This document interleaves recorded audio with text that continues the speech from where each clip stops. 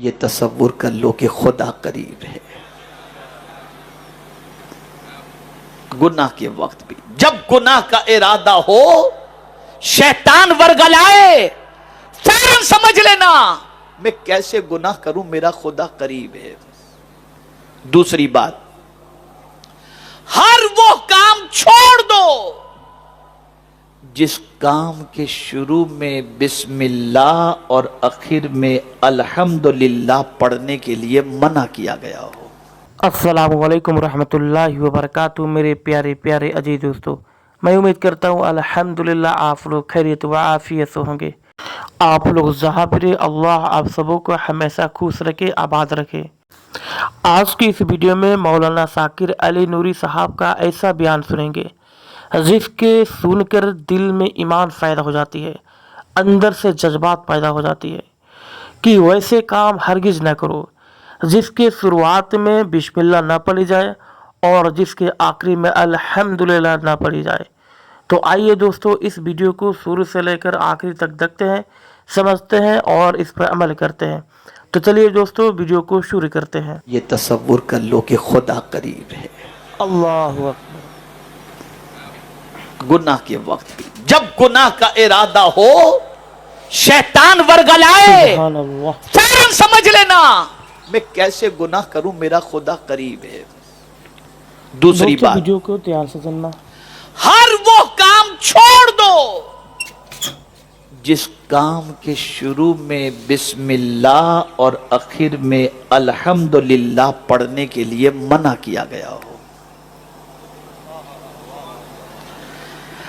جو کام آپ نے کرنا ہے اگر اس کام سے پہلے آپ بسم اللہ نہیں پڑھ سکتے اور اس کام کے بعد میں الحمدللہ نہیں پڑھ سکتے تو وہ کام کرنا چھوڑ دیجئے. وہ کام کرنا چھوڑ دیجئے، آپ کی زندگی گناہوں سے بچ جائے گی. اب میری بہنیں یہ سبق یہاں سے لے کر کے جائیں. آج کی بچیاں بنتی سنورتی ہیں، عورتیں بنتی سنورتی ہیں کہ کوئی مجھے پسند کرے، شوہر پسند کرے. یہ ایک سوچ ہوتی ہے میں اچھی طریقے سے رہوں، میرا شوہر مجھے دیکھ کر کے خوش ہو جائے. اچھی چیز ہے اور شوہر ہی کے لیے بننا سنورنا چاہیے، دوسرے کے لیے تو سنورنا نہیں چاہیے.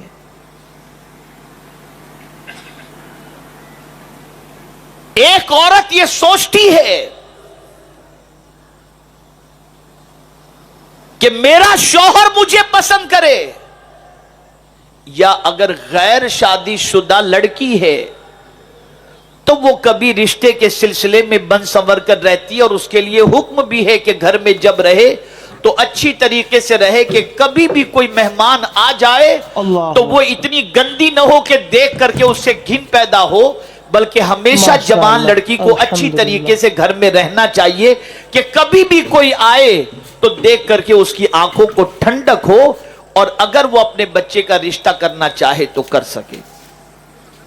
لیکن آج میں آپ کو بتانا چاہوں گا اللہ اکبر کہ ہم ہر چیز کے بارے میں سوچتے ہیں کہ فلاں کو پسند، فلاں کو پسند، فلاں کو پسند.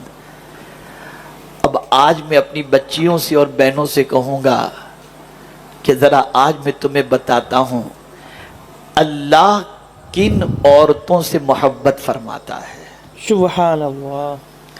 کیسی عورتوں سے اللہ راضی ہوتا ہے. عورت کس حال میں ہو تو اللہ اس سے راضی ہو جائے. تو فرمایا گیا عورت جب با پردہ ہوتی ہے تو اللہ اس سے راضی ہو جاتا ہے. اللہ اس عورت کو اللہ وہ عورت اللہ کو بہت زیادہ اچھی لگتی ہے جو عورت با پردہ رہتی ہے. آج اگر ماؤں کی دعائیں بچوں کے حق میں قبول نہیں ہوتی اس کی وجہ بے پردگی ہے. تاریخ اٹھا کر کے دیکھو کہ جب بارش نہیں ہوتی تھی تو باپردہ خاتون کے دوپٹے کا دھاگا لے کر کوئی اللہ کی بارگاہ میں دعا کرتا تھا تو اس دھاگے کی وجہ سے اللہ بارش کو نازل کر دیا کرتا تھا. یا اللہ. تو اگر کوئی عورت یہ چاہتی ہے کہ اللہ راضی ہو جائے تو بے پردگی چھوڑ دو، باپردہ بن جاؤ. لیکن پردہ صرف لباس کا نہیں ہونا چاہیے، ذہن پر بھی گناہوں کے سلسلے میں، قلب کے اندر بھی برائیوں کے جذبات کے سلسلے میں پردہ ڈال دو، خیالات بھی پاکیزہ کرو، دل کے اندر اللہ عز و جل اور اس کے رسول صلی اللہ علیہ وسلم کی محبت بھی پیدا کرو، اور گناہوں سے اپنے رشتے کو توڑو۔ دوسری چیز جو اگر عورت اختیار کر لے تو اللہ اس سے راضی ہو جاتا ہے، وہ کیا چیزیں جانتے ہیں؟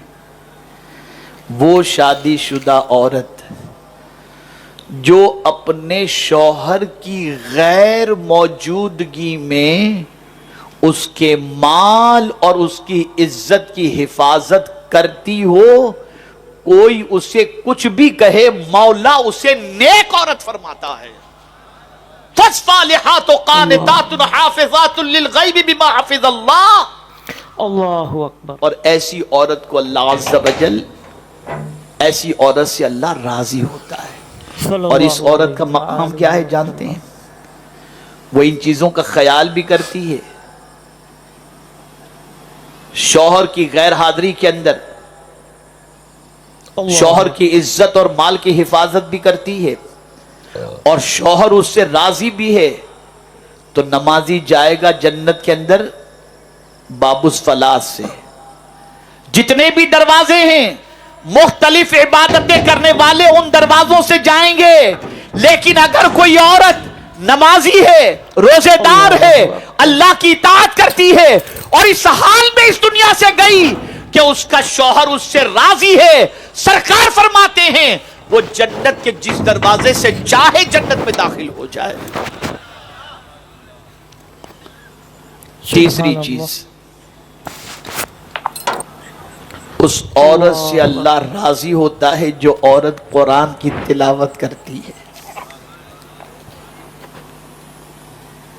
تم سب کو راضی کرنے کی کوشش کرتی ہو، شادیوں کے اندر ڈانڈیا کھیل کر، رقص کر کے، ڈانس کر کے سب کو خوش کرنے کی کوشش کرتے ہو، لیکن کسی کی خوشی تمہیں کچھ فائدہ نہیں پہنچائے گی۔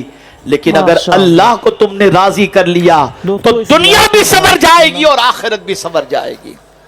اور جب تم قرآن پڑھو گی نا تو اللہ راضی ہو جائے گا، جب قرآن کی تلاوت کرو گی اللہ راضی ہو جائے گا۔ اور بس ایک آخری بات عرض کر کے میں اپنی گفتگو کو ختم کرتا ہوں، اور وہ آخری بات یہ ہے، جب کسی کے کاندھے پر سر رکھ کر رونے کا دل چاہے، جب کسی کے کاندھے پر سر رکھ کر رونے کا دل چاہے تو قرآن اٹھا لو، اسے سینے سے لگاؤ اور جی بھر کر کے رو لو۔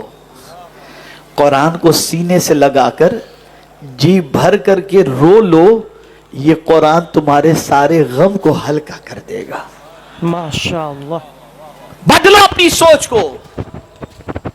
یہ اجتماع نہ تحریک کی ناموری کے لیے ہے اور نہ کوئی دھاک بٹھانے کے لیے ہے، یہ اجتماع صرف اس لیے ہے وہ لوگ جو اللہ اور اس کے رسول کی تعلیمات سے دور ہو کر اسراف، فضول خرچی اور بے تحاشا گناہوں میں جو ڈوبے ہوئے ہیں، ان کو وہ سبق یاد دلایا جائے جس سبق کو یاد کرنے کے بعد اور اس سبق پر عمل کرنے کے بعد دنیا بھی سنور جائے اور آخرت بھی سنور جائے۔ پیارے ناظرین السلام علیکم، میں امید کرتا ہوں کہ مولانا ذاکر علی نوری صاحب کے اس بیان کو شروع سے لے کر آخر تک ضرور دیکھے ہوں گے، اور جو بھی آپ نے سنا، جو بھی سمجھا، اس پر پورا عمل کریں گے۔ ٹھیک ہے دوستو، پھر ملتے اگلے نئے ویڈیو ساتھ، تب تک آپ ہمیں اجازت دیجیے۔ السلام علیکم ورحمۃ اللہ وبرکاتہ۔